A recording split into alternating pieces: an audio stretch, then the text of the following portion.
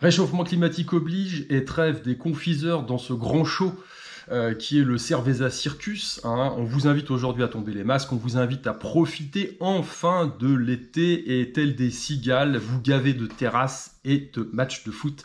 Évidemment, sans vous préoccuper de l'avenir qui ne va pas manquer de se rappeler à vous, à mon avis, dès l'automne. Hein.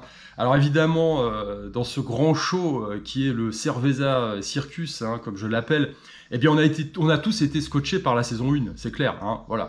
La saison 2 était pas mal non plus, et je pense que la saison 3 livrera toutes ses promesses dès l'automne. Avec cette vaccination de masse, avec, on va dire, les soucis économiques qui pointent à l'horizon, ça va pas être triste. Alors, moi, ce que j'en ai compris, évidemment, hein, ça n'est que mon avis, comme toujours, vous gardez votre esprit critique pour vous, et puis vous faites votre propre analyse. Moi, dans mon logiciel perso, ce que j'en comprends, c'est que le système financier occidental, essentiellement, est en train de se péter le nez, et puis que... Alors, est-ce que ça a été surfé allègrement, ou alors est-ce que ça a été volontaire ? Le doute subsiste encore. J'ai ma petite idée là-dessus, mais au final, c'est pas le plus important. Ce qui est clair, c'est que, eh bien, nos dirigeants, nos oligarques, hein, nos élites, entre guillemets, ont surfé allègrement sur cette crise hein, pour pouvoir, eh bien, redesigner le monde financier et économique de nos économies occidentales. Tout simplement, c'est le Build Back Better de notre ami Klaus Schwab du Forum économique mondial de Davos. Hein, voilà, les hommes de Davos, les progressistes, ont l'intention évidemment de pousser cette 4e révolution industrielle où l'homme serait connecté à la machine, mais pas n'importe quel homme, hein, pas les esclaves inutiles. Évidemment, on en conservera une petite partie pour faire fonctionner le bousin, les autres eh bien, partiront dans les limbes de l'histoire, et puis on vivra dans le meilleur des mondes, avec des éoliennes partout et l'énergie solaire à profusion qui permettra eh bien, aux demi-dieux hein, que seront devenus ces partisans du progressisme eh bien, de mener la meilleure des vies possibles et peut-être d'atteindre l'immortalité. Voilà. Alors on n'en est pas encore là.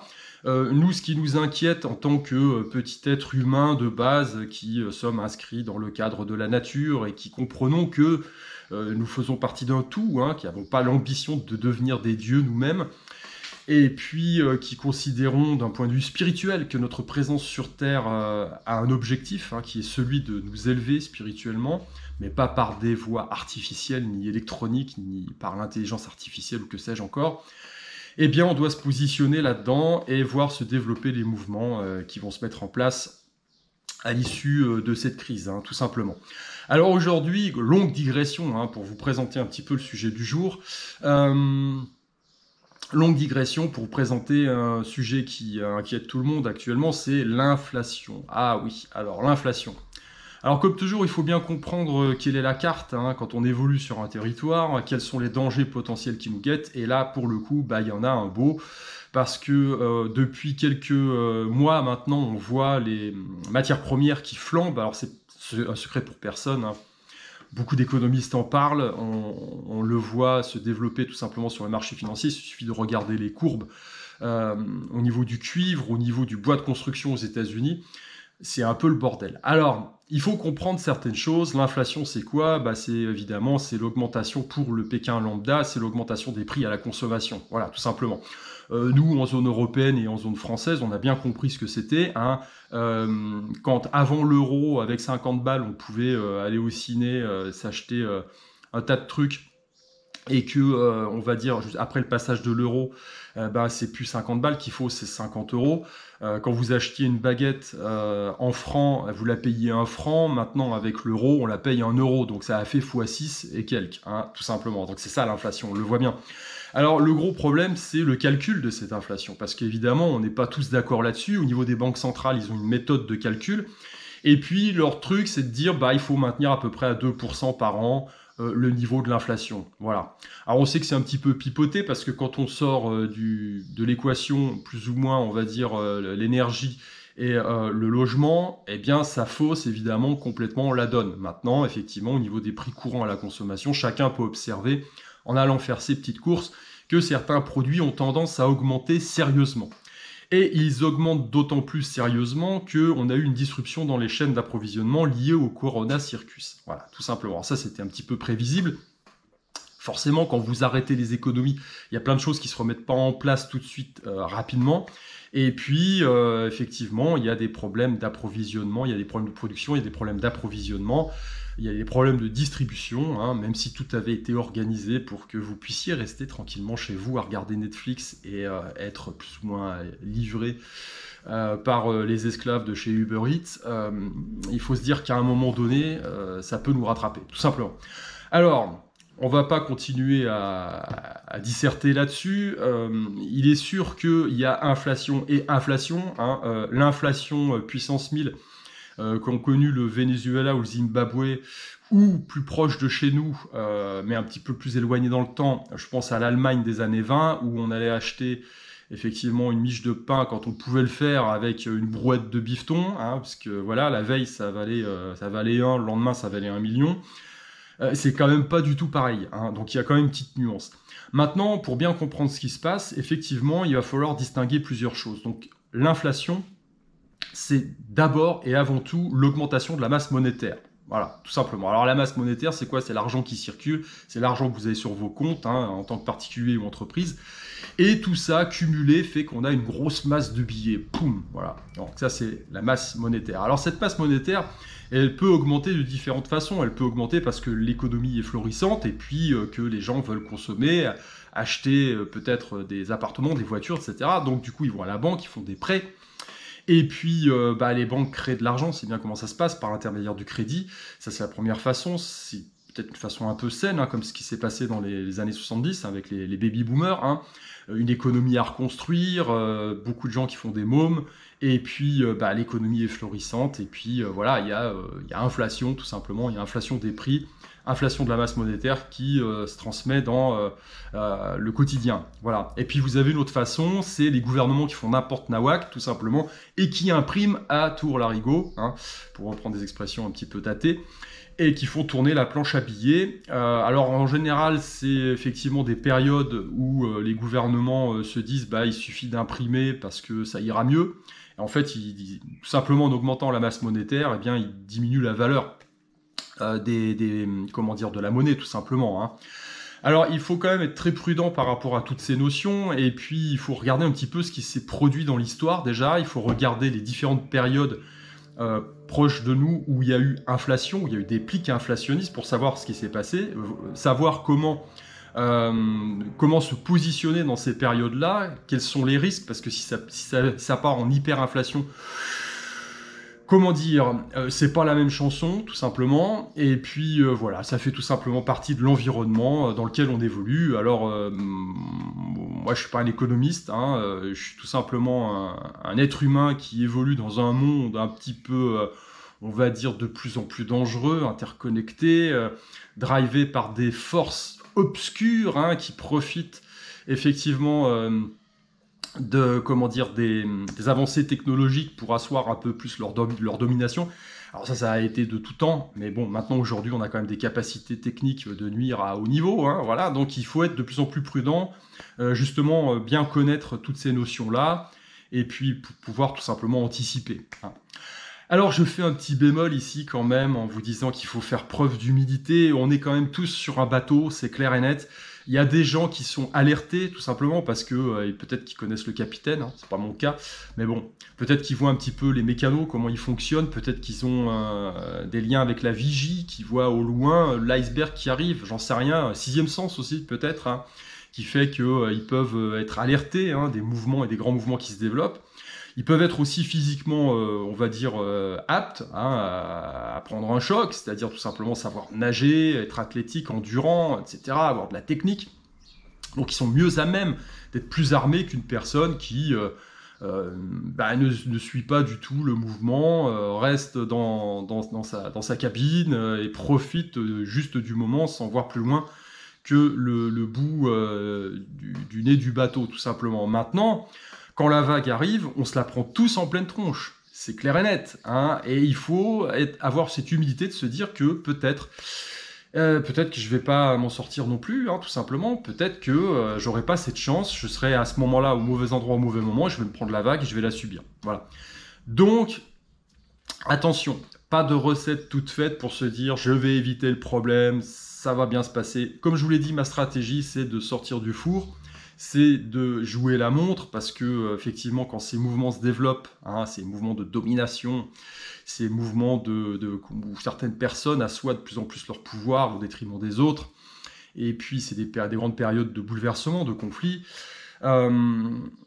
Il y a toujours un équilibre qui se crée, hein, tout simplement, et la nature fait en sorte de rééquilibrer les choses, puisque là, une des lois naturelles, c'est l'homéostasie. Hein, ce que vous observez au niveau de votre corps, cette stabilité, cet équilibre des grandes fonctions vitales, eh bien, c'est la même chose à un niveau macro, donc au niveau de la vie en général, au niveau de l'univers même. On tend toujours vers cet équilibre. Donc vous avez vu que aujourd'hui on a des super vilains qui veulent asseoir leur domination mondiale, et puis vous avez une résistance qui monte, hein, et tout ça tend à s'équilibrer au final. Pas en ce moment, hein, on sent qu'il y a un putain de gros déséquilibre, mais malgré tout, il faut garder espoir parce que ça tend toujours vers l'équilibre. Et c'est pour ça que je pense qu'ils vont pas réussir. Voilà, leur truc ne fonctionnera pas. Maintenant, il est de la responsabilité de chacun. Hein, puisque l'homme providentiel, si vous l'attendez, vous pourrez l'attendre longtemps, il est de la responsabilité de chacun, eh bien, déjà de communiquer pour faire passer entre guillemets la bonne parole, hein, arrêter de souscrire au narratif officiel dans un premier temps, dans un deuxième temps, arrêter de faire semblant, hein, voilà, quand vous êtes dans un environnement social, eh bien, de jouer le jeu, tout simplement. Non, il faut dire les choses. Pour vous, c'est du pipeau. Il y a plein d'éléments qui concourent à vous dire que c'est une grosse manipulation. Il faut le dire, tout simplement. Hein. Et puis, dans un troisième temps, essayez d'observer tous ces grands mouvements qui se développent pour pouvoir vous positionner de façon la plus judicieuse possible, tout en conservant cette humilité. Voilà, tout simplement. Alors, pour en revenir à l'inflation, eh bien, au niveau de l'histoire, on a plusieurs périodes, hein, comme ça, dans l'histoire récente, on va dire contemporaine, où on peut effectivement dégager certains mouvements. Voilà. Alors, l'inflation, c'est déjà, comme je l'ai dit, dans un premier temps, l'augmentation de la masse monétaire. Dans un deuxième temps, cette augmentation de la masse monétaire, elle peut conduire à une augmentation des prix à la consommation. C'est pas forcément systématique, attention, hein. C'est pas parce qu'on imprime une masse de billets phénoménale que ça se transcrit forcément dans l'augmentation des prix à consommation. Mais ça peut y conduire. C'est un petit peu ce qu'on observe aujourd'hui, quand même, hein. Parce que ces prix-là sont drivés par le prix des matières premières, et le prix des matières premières tend à augmenter fortement depuis quelques semaines, quelques mois. Voilà. Et ensuite, on a aussi une inflation dans le prix des actifs. Alors ça, c'est ce qui s'est développé suite à la crise de 2008-2009, quand les gouvernements se sont mis à mettre en place leurs QE successifs. On n'a pas forcément vu une augmentation des prix à la consommation très forte. Par contre, on a vu effectivement une inflation dans les actifs, que ce soit les actifs financiers, on a le développement de bulles spéculatives, hein, on a eu effectivement l'augmentation dans des proportions assez impressionnantes, eh bien, de l'immobilier, des prix de l'immobilier, et puis effectivement des actifs financiers comme les actions, essentiellement les actions, hein, tout simplement. Donc, il faut bien distinguer ces trois phénomènes. Alors en 2020, il y a de l'inflation, et si on observe dans une période plus récente de notre histoire, pour trouver un parallèle, on n'est pas dans les années 70, hein, avec une inflation qui est drivée effectivement par les baby-boomers, une économie florissante. On est plus dans l'inflation qu'ont connu nos grands-parents, enfin mes grands-parents, dans les années 40. Alors c'était lié à l'effort de guerre, hein, ces déficits gouvernementaux. Les gouvernements impriment, hein, pour pouvoir satisfaire à l'effort de guerre. En 2020, c'est quoi? C'est l'échec Covid, hein, c'est l'argent qui est imprimé pour, entre guillemets, relancer l'économie. On en est à 40 fois le plan Marshall. Le plan Marshall, c'était l'argent qui a été mis sur la table à l'époque pour reconstruire l'Europe, hein, à l'issue de la Seconde Guerre mondiale. Donc je vous laisse imaginer quand même ce que ça peut représenter en termes de... Quand on parle de masse monétaire, là pour le coup, la masse, c'est la masse, quoi, hein, voilà. Donc... ce qui est intéressant d'observer, c'est effectivement, dans les années 40, il y a eu 3 pics inflationnistes. Et à chaque fois, cette augmentation rapide des prix à la consommation ne redescend pas au niveau initial. Alors ça fait pas une forme en escalier, hein, comme ça s'est produit dans les années 70, mais malgré tout, on peut observer quand même que les prix qui augmentent une fois, très fortement, redescendent aussi fortement, mais ne redescendent pas au niveau initial. Ça, c'est quand même un élément à souligner et à conserver en tête. Voilà. Alors, effectivement, ces périodes d'inflation forte peuvent conduire à une hyperinflation. Alors là, l'hyperinflation, mes amis, c'est le bordel. C'est effectivement, on a tous en tête les années 20. Alors pour que ça se produise dans des pays développés, il faut quand même un élément, ou plusieurs, comme dans le crash d'un avion, il faut quand même un élément qui est un truc lourd, quoi. Grosso modo, il faut perdre une guerre, comme l'Allemagne lors de la Première Guerre mondiale. Il faut qu'il y ait des mouvements sociaux incroyables. Bref, il faut qu'il y ait une perte de confiance rapide et totale envers le gouvernement et envers la valeur de la monnaie. Ça peut se produire quand même, faut quand même le garder en tête. Alors, dans tout ça, dans tout ce programme de réjouissance, qu'est-ce qu'on fait? Eh bien, il faut considérer déjà dans un premier temps le phénomène inflationniste. Il faut se dire que chaque pic d'inflation peut évidemment être ponctuel et transitoire. C'est ce que les banques centrales nous disent aujourd'hui. Ne vous inquiétez pas, c'est transitoire. Voilà. Maintenant, alors pour moi, ce qui résume le mieux la situation aujourd'hui, c'est un rapport de Bank of America qui est sorti il y a quelques semaines, qui est quand même assez succulent, on va dire, parce que si vous voulez, dans ce rapport, il est dit à un moment donné que on va peut-être rentrer, tous les indicateurs sont au rouge, on est d'accord, on est d'accord sur le constat, mais on va peut-être rentrer dans une période d'hyperinflation transitoire. Elle est pas belle la life? Une période d'hyperinflation transitoire. Alors l'hyperinflation, c'est quand même, c'est la cata. Il y a une guerre civile, le pays a perdu une guerre, les capacités de production se sont effondrées, les gens ne font plus confiance ni en leur gouvernement, ni en la valeur même de la monnaie, puisque alors la monnaie, c'est plus des pièces d'or. Aujourd'hui, on est dans des monnaies fiat, mais on accorde de la valeur à la monnaie parce que derrière, elle est backée par quelque chose, elle est backée par la capacité de production de l'État, c'est la valeur qui est perçue par cet État derrière le billet. On accorde tous de la valeur au dollar parce que derrière c'est l'empire, voilà, avec des capacités de production, des capacités d'innovation, des capacités aussi militaires importantes, voilà. Donc pour que ça perde de sa valeur, il faut effectivement que toutes ces capacités de production s'effondrent et que la confiance disparaisse, tout simplement. Donc on n'en est pas là. Mais il faut quand même le prendre en compte, il faut quand même le prendre en considération.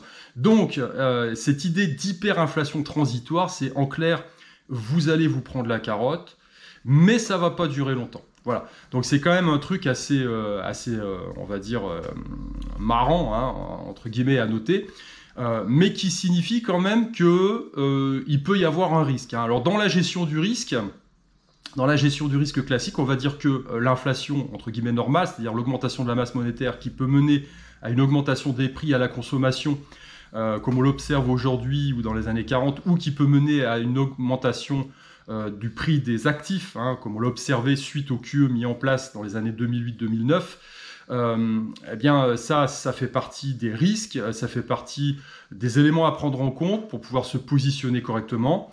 Mais la période d'hyperinflation, là, on entre dans autre chose. Ça peut être considéré comme le signe noir. Ça peut être considéré comme le météorite qui vous tombe sur le coin du nez alors que vous vous promeniez tranquillement dans la rue et que pour vous, le ciel était au beau fixe. Alors ça ne veut pas dire qu'il ne faut pas le prendre en compte. Il faut considérer que ça peut être un événement, un épiphénomène vraiment, imprévisible.